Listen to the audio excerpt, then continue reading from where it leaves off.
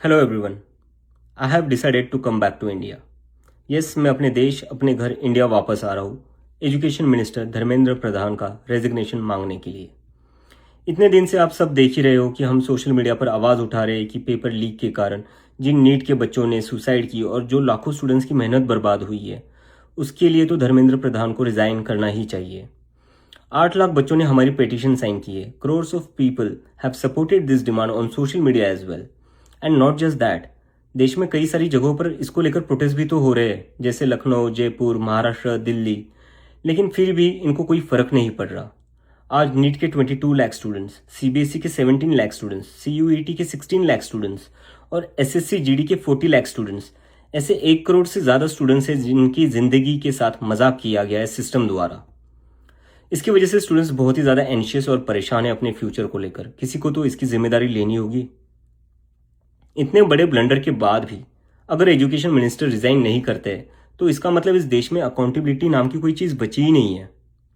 ऐसा लगता है कि सिस्टम जितनी चाहे उतनी गलतियां कर सकता है और उसके लिए कोई कॉन्सिक्वेंसेस है ही नहीं।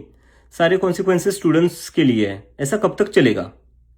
इसलिए अब वक्त आ चुका है, हम सबको साथ आना होगा और भारत के संविधान के रास्ते पर चलते हुए पीसफुली अपनी आवाज़ उठाकर धर्मेंद्र प्रधान के रेजिग्नेशन की डिमांड करनी होगी। अगर हम सब साथ मिलकर आवाज़ उठाएंगे तो ज़रूर इनको हमारी बात माननी होगी। मैंने डिसाइड किया है, मैं 6 जून सैटरडे सुबह दिल्ली आऊँगा।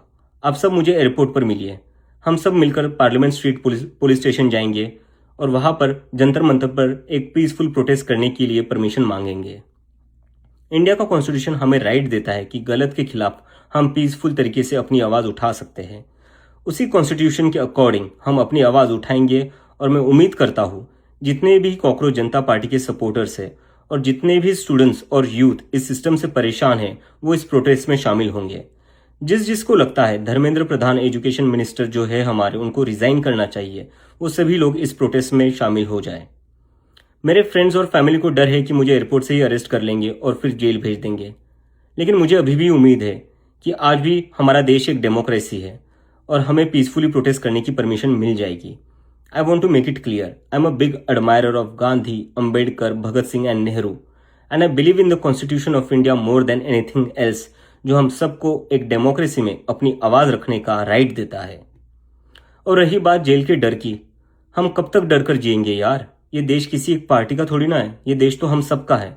हमारे फ्यूचर का सवाल है, हमारे फ्यूचर बर्बाद हो रहा है और ये अब हम सबकी जिम्मेदारी है कि जब भी इस देश में किसी के साथ कुछ गलत हो तो हम सबको आवाज़ उठानी चाहिए in a very peaceful and democratic manner.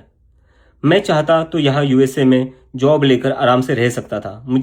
मुझे पिछले कुछ दिनों में कई जॉब ऑफर्स भी आई है, but I am not gonna take it as I have decided to come back to India because I love my country and I really want to do something for my country. हम सब आज जो कुछ भी है वो सब इस देश ने हमें जो दिया है उसी के कारण है और अब हमारी बारी है अपने देश के लिए कुछ करने की, क्योंकि अगर हम आज कुछ नहीं करेंगे तो कौन करेगा? कब तक हम वेट करेंगे कोई और आएगा, आवाज़ उठाएगा और हमें बचाएगा? सो जितने भी पीसफुल और कॉन्स्टिट्यूशन को मानने वाले कॉकरोचेस है, let's all come together to save the future of millions of students. Thank you.